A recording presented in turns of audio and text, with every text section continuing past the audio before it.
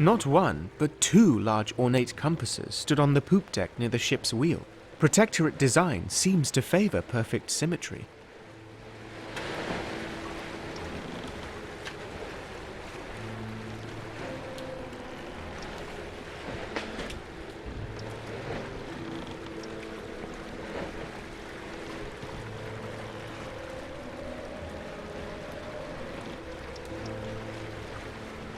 The bilge pump on the weather deck was used every day. Even in good weather, some water tends to end up below decks.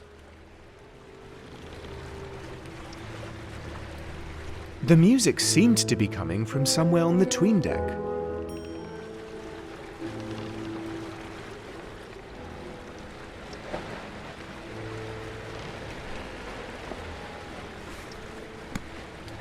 The music seemed to be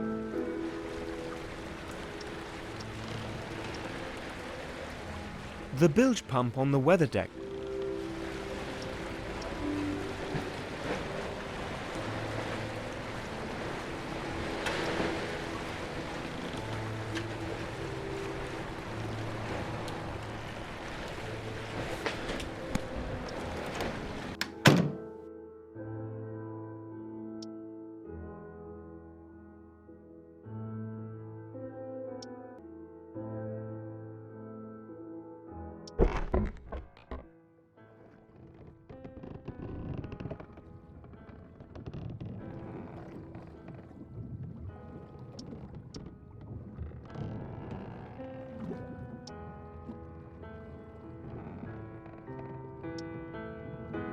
Robert Stockson didn't pay as much as the first-class passengers, and there was no room for him among the crew, so he got a hammock on the gun deck.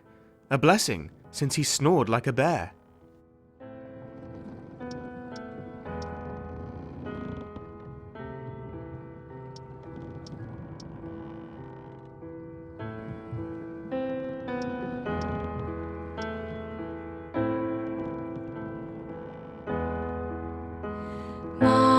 First vow is to never bow for the hurt and pain which cannot break me. Fire and flame, thunderstorm or rain, it is not enough to change my view.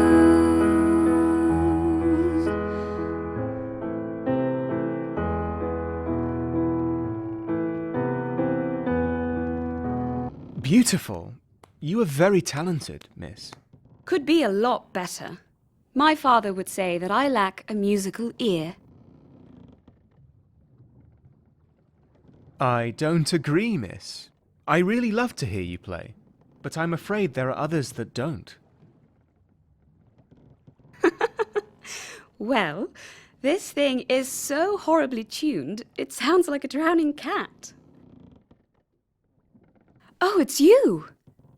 We haven't been properly introduced yet. I'm Tabitha Vesey. Nice to meet you. Devan Rensburg, was it? You know my name? Like I could forget it.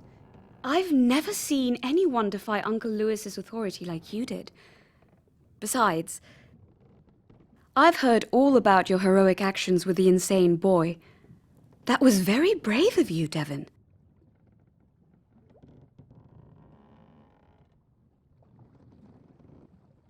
He died, miss. I wasn't a hero. I can't be a hero. Heroes don't let people die. I am sure you did everything you could to protect us from harm. For that, we owe you our deepest gratitude.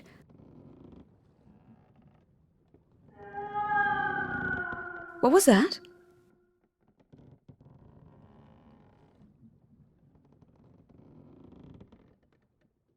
Mice, probably. I'll warn the cook about them. Those pests could ruin our supplies. Strange. When my uncle left for tea with the captain, I could swear I heard a howl of some sort. I figured it was the wind going through the piano, since the cover was partially open when I got here.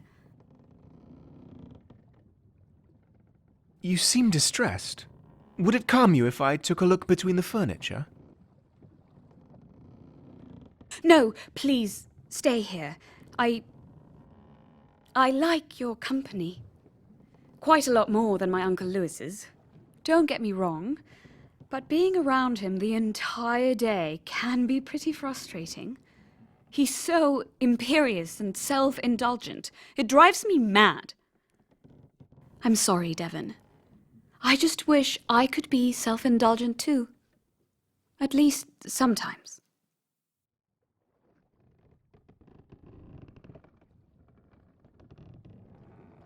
The world isn't fair, is it? I guess not. No use complaining about it. It's not really fair of me to blame it all on my uncle. We're all going through some rough patches right now. My family, that is. But I shan't bother you with my troubles. Sleep well, Devan Rensburg, and thank you for your company.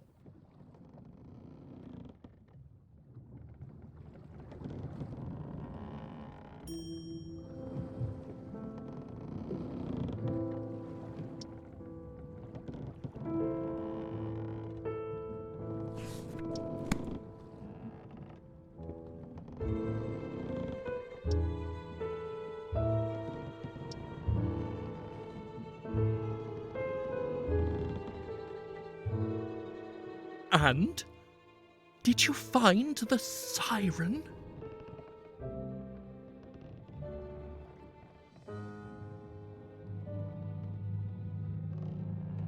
There was no siren there, Rob. You're imagining things, as usual. But I could have sworn I heard a sound. This isn't funny, Devan. I'm going mad. I found Lady Tabitha there. But that is all. What? Really?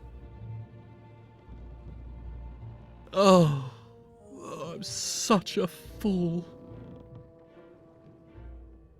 Thank you, Devan. Thank you for checking that out. Oh, and my apologies for keeping you awake.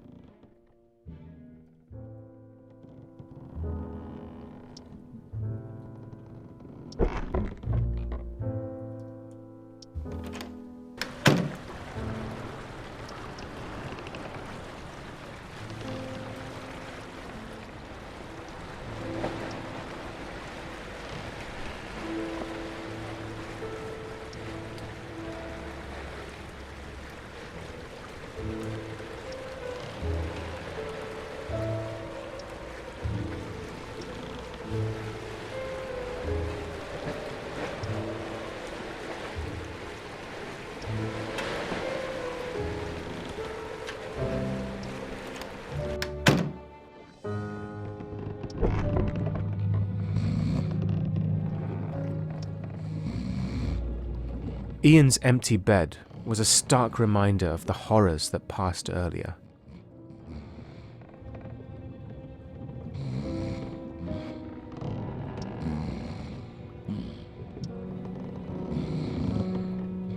It was getting late, so I called it a night.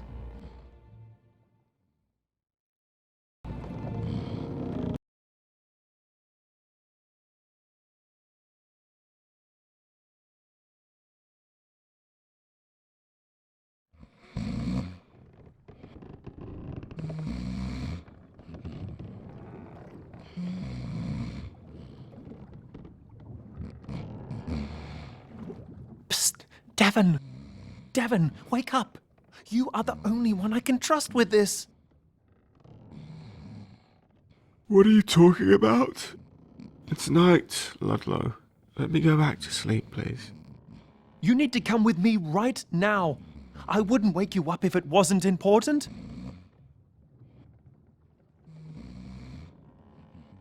Fine. Just let me... Hurry up!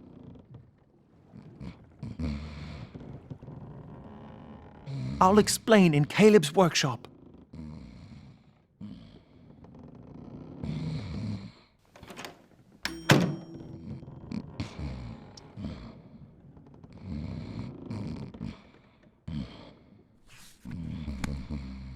I needed to follow Ludlow.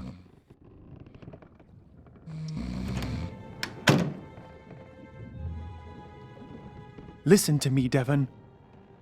There is something in the galley. Something that's not supposed to be there.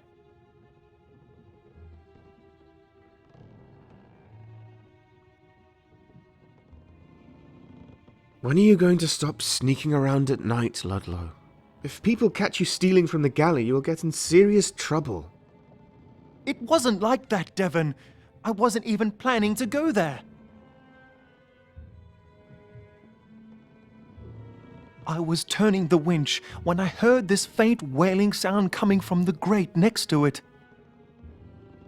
I had decided it was probably the wind when I suddenly heard it again while I was inspecting the bilge pump. But this time, I saw something walk across the 'tween deck too.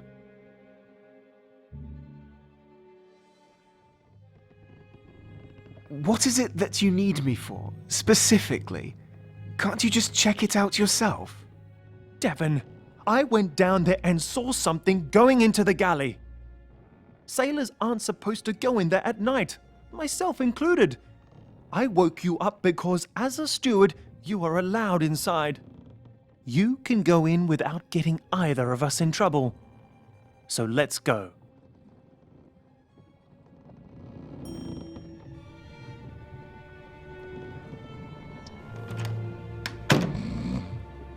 I needed to follow Ludlow.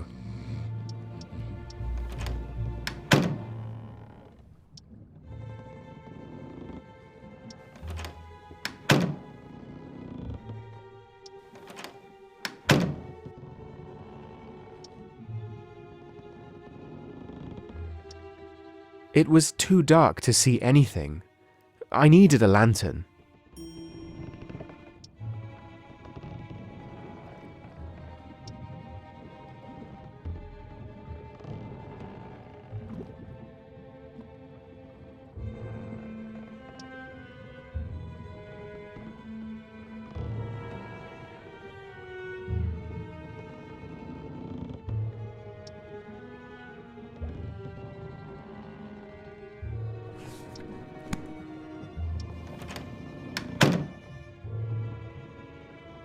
And?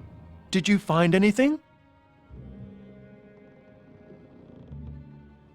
It's too dark in there. I can't see anything. There's a spare lantern in the crew's quarters, but you might need to refill its oil supply.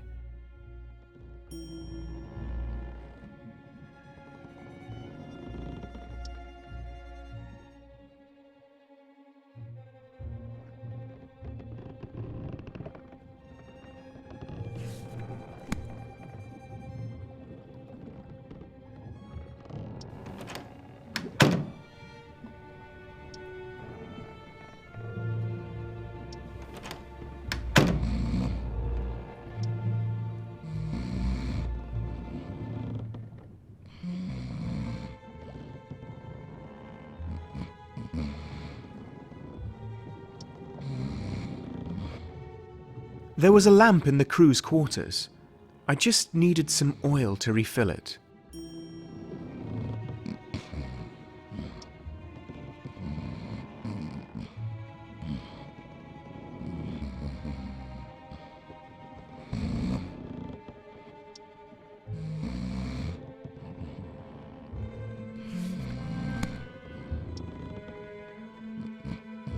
The shelf contained many bottles of medicine, most of which were completely useless, since they had been bought by superstitious sailors for non-existent ailments.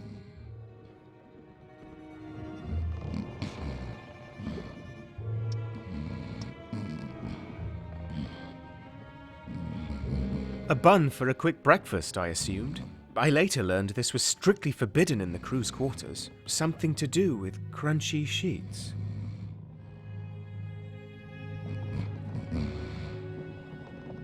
I needed to follow Lud.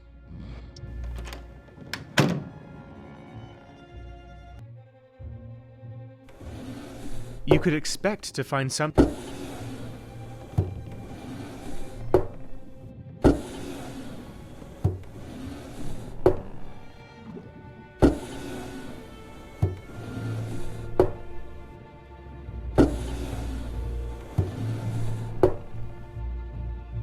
There was an oil tin in the drawer. I used it to refill the lamp.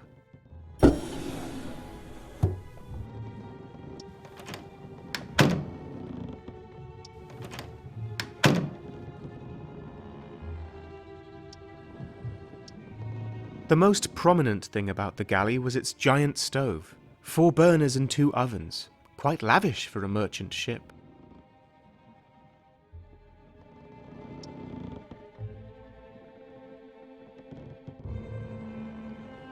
The cupboard was a mess.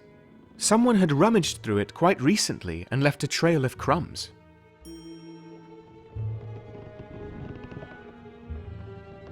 An entire drawer was devoted to cutlery. It was such a huge mess that I always dreaded opening it.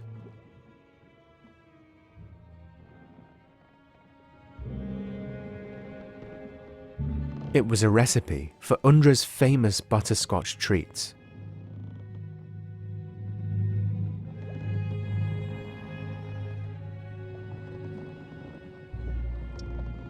A flounder hung from a hook on the wall. Its dead eyes pierced my soul, seemingly asking, why did I have to bite that lure?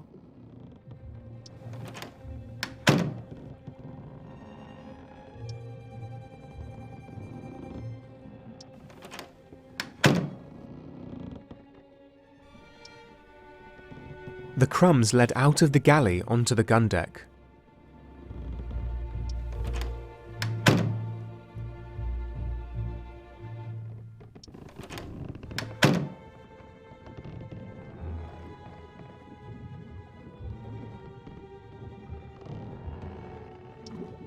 Rice from the colonies is a staple aboard Protectorate ships.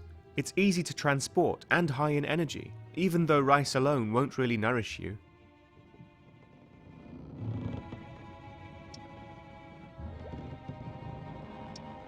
The few herbs I could find. Traces of cornflour and butter covered the roller. The smell of butterscotch betrayed its recent use. Undra had made his special treats again.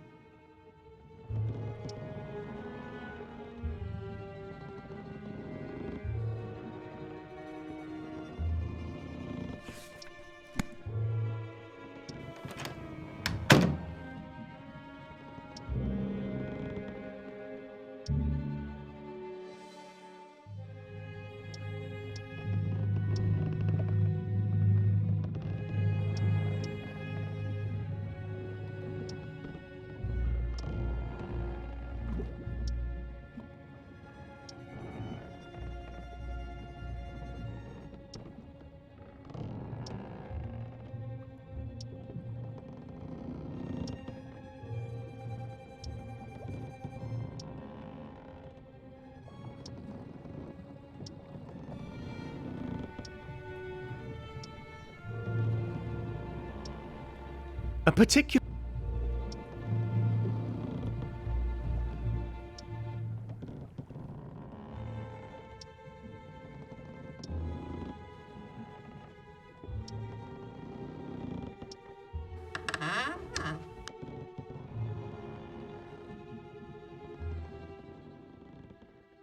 I think we have a problem, Ludlow.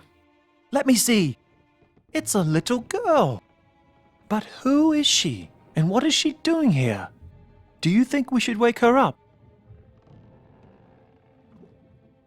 How should I know? I've never seen this girl in my life. Let's ask her where she's from. No, please, don't wake her. She's only just fallen asleep. Huh? Lady Tabitha? Excuse me, miss, but do you by chance know this girl?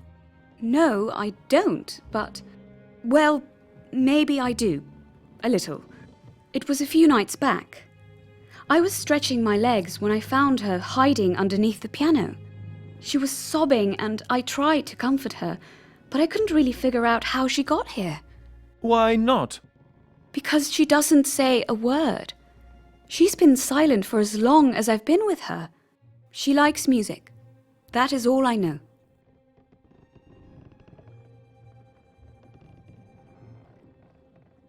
That's why you've been playing the piano at night? Yes. I hope it didn't cause you too much trouble. I wasn't sure it was a good idea to tell anyone about her. I didn't want to stir something up, not after what had happened with the cabin boy. You were right not to trust anyone. In my experience, the Protectorate handles stowaways quite harshly. Corporal punishment has only recently been banned for petty crimes, but trespassing, that is still a capital offense. But they wouldn't beat a girl, would they? I've seen it happen with boys. Why are girls any different? Punishment or not, if my uncle found out there was a stowaway on board, it would disgrace the captain. I don't... But what should we do then? She can't stay here. Not in that box. Can't Officer Ludlow take the girl to his cabin for the night? That way, we buy ourselves some time to discuss a solution tomorrow morning. Good idea. She can enjoy a nice warm bed.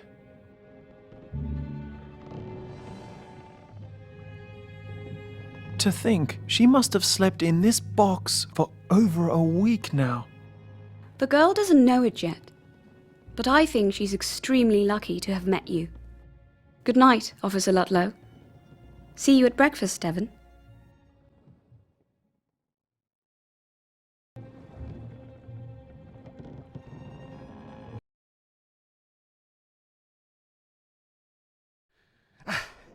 Aye. What are you doing? Just give me 5 minutes, Undra. I'll be right there. Danielle, you know it's your job to collect the eggs from the coops. I'm on my way already. Just... How do you expect me to serve breakfast like this? By the time you are finished, it'll be time for luncheon. Caramba! What? Stop bossing me around. Let someone else do it for once, okay?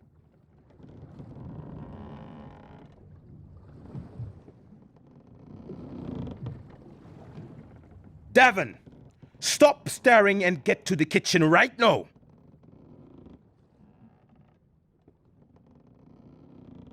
Galley, sir. Getting arrogant with me? There's a pot of tea in the galley waiting to be served to Mr. Morton and his niece. Get to it, boy.